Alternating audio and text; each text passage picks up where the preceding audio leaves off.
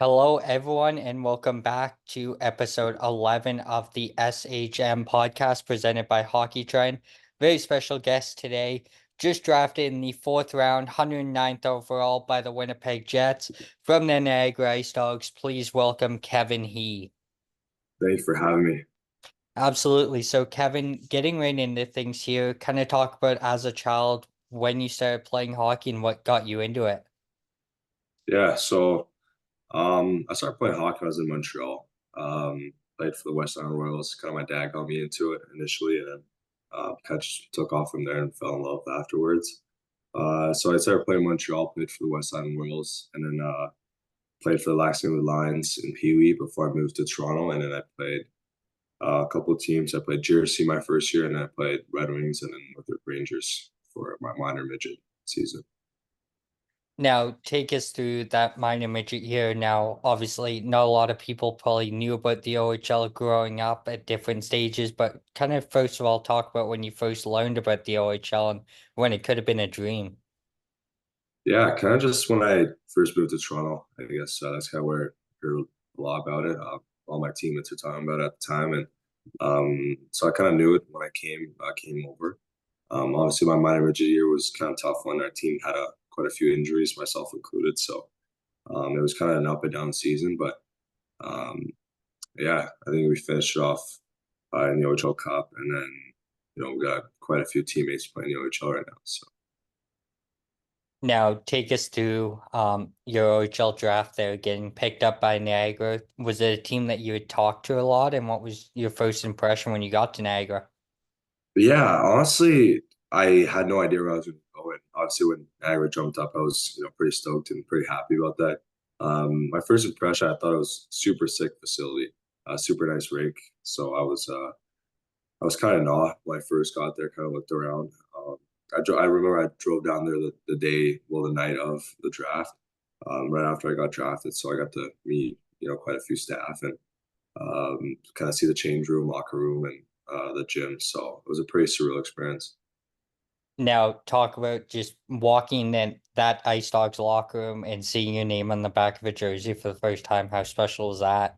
Yeah, that was pretty special. Something I kind of worked for, all the years growing up, and just seeing that it was pretty nice. Now, take us through your first OHL game. Who was it against, and what were the nerves like going into that?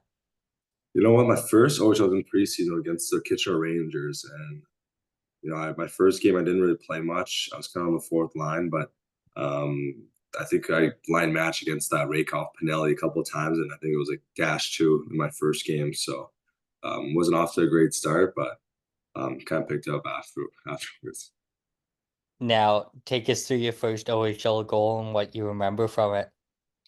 Yeah, I'll say it's your first one to remember quite well. It was against Flint. I remember I was getting really good pass from one of my buddies, Andrew LeBlanc. Kind of set me off for a breakaway, and then got him tight, shot 5 hole, and squeaked in. So yeah, not too bad. Now, obviously, heading into this year, knowing it was your draft year, how'd you kind of keep the noise away from the rink and just kind of focus on your game alone? Yeah, just try to keep my faith. I'm a very religious person, so um, God and praying stuff like that. It's always helped me throughout the years, and staying really tight with my Bill family. I think that's one thing that really helped as well. They took really good care of me, and I can't thank them enough. So just I think those two, and yeah, just trying to do the best that you can every single day and give your best effort. That's kind of the way I looked at it. Now, obviously, a lot of kids go through this, but as a 16-year-old moving away from home at such a young age, just talk about having a billet family for the first time and how much they've helped you over the last couple of years of being in Niagara. Yeah, I credit a lot of my success to them. They helped me so much, especially the first 2 years. Kind of away from home, it's not easy, especially when you're 16, right? I think you touched on before. So they helped me a lot. Just kind of dealing with things, whether it's on and off the ice. Just kind of always being there for me and someone I can talk to and rely on. It's been a huge help. Now, a lot of players in the OHL don't get this luxury. Obviously, there's a few that do, but you got to play some games this season with your brother. How special was that for you and for your family, seeing both you out there wearing the IceDogs jersey? Yeah, it was huge. I played with them growing up in Montreal, and so that was I kind of played with them before, but haven't got a chance to play with them until now in Niagara. So it's pretty surreal. It's a huge honor for me and my family to kind of see both of us on the same team and playing together. So it was a pretty surreal moment, I'd say. Now, can you just take us through how the year went in Niagara, and what your thoughts were heading all throughout the year? Yeah, I thought we took a lot of good steps. I think everyone bought in. So I think going obviously it was up and downs throughout the year, but I thought our group was pretty tight and stuck together really well. And yeah, just coming back for another year, younger team. There's gonna be a lot of energy, a lot of young players. So I think we'll be just fine.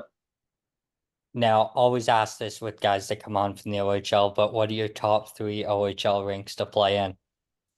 Top three, Kitchener's up there for sure. I don't know if I do like one, two, three. I think one maybe obviously London.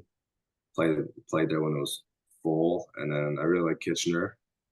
Let's say London, Kitchener, and then I like Erie's. I'm not gonna lie, I'm gonna put Erie up there too.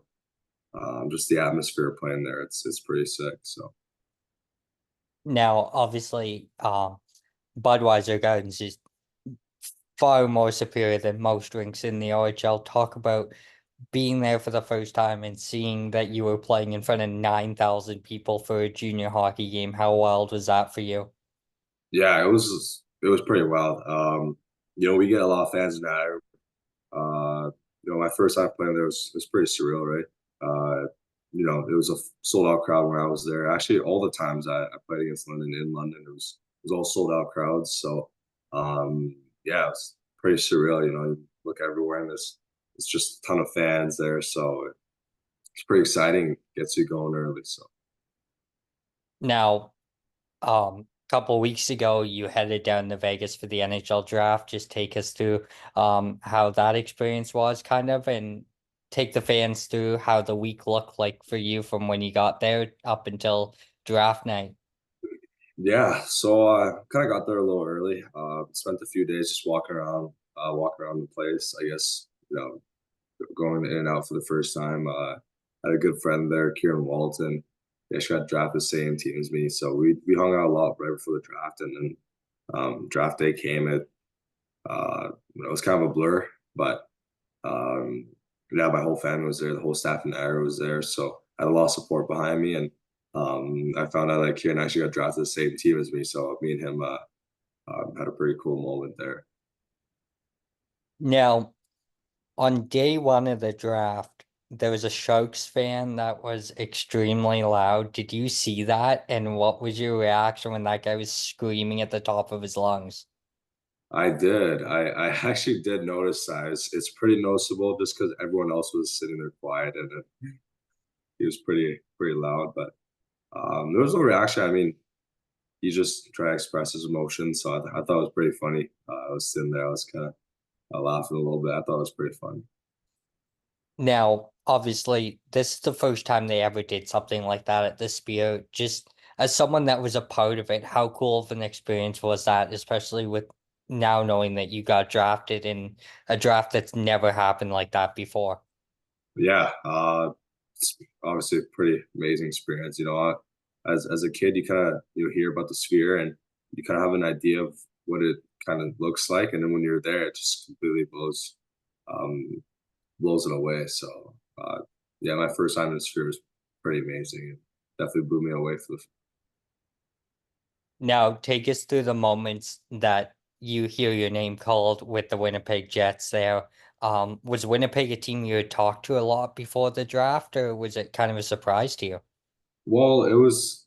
Well, I talked to Winnipeg before the draft, so they were one of the teams to talk to. But on draft day, anything could happen, so you really have no idea where you're going to go. And obviously, a little bit of a surprise for sure. And then yeah, everything afterwards, it kind of just went by really quick, and I don't know. I just remember getting up, hugging my parents, family, staff, and then next thing you know, I was back at the hotel. So it went by pretty quick, but yeah.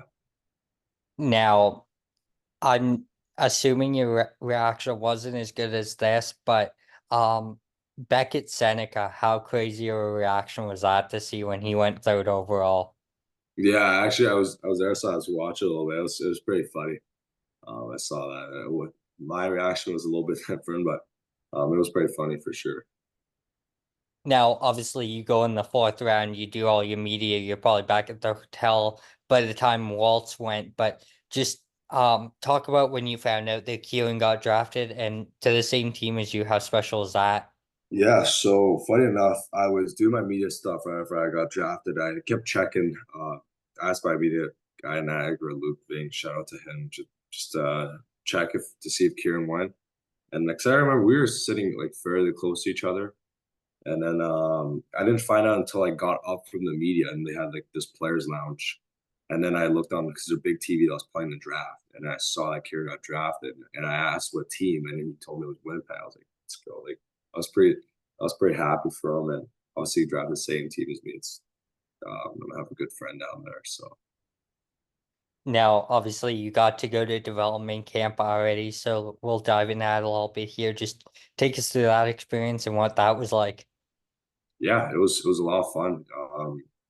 Had a first time trying pickleball for the first time, and then I went to watch the CFL Blue Bombers play. So I think it was a pretty fun week. It was a lot of compete and hard work, but all in all, I think it was a really good experience.